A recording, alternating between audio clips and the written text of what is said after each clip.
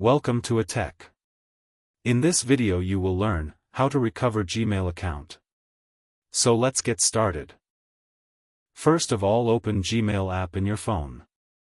Here on top right corner, tap on profile icon. Here you will see the list of Gmail IDs you already sign in. So here click on add another account. In setup mail section, select Google. Here type your old Gmail ID that you want to recover. And type next. Now it's time to enter password.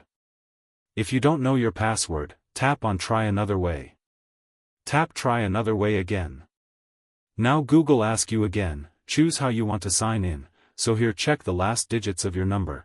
If you have this number in your phone, tap on two-step verification phone.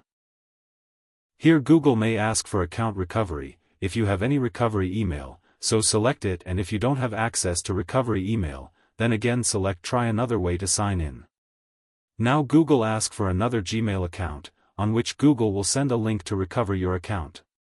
So provide another email address to receive recovery link. Now Google may ask for verification code, sent on that email account. So provide that code and you will receive Gmail account recovery link on that email after 48 hours. So after receiving account recovery link, just update your password and set new one. So in this way you can recover your old Gmail account.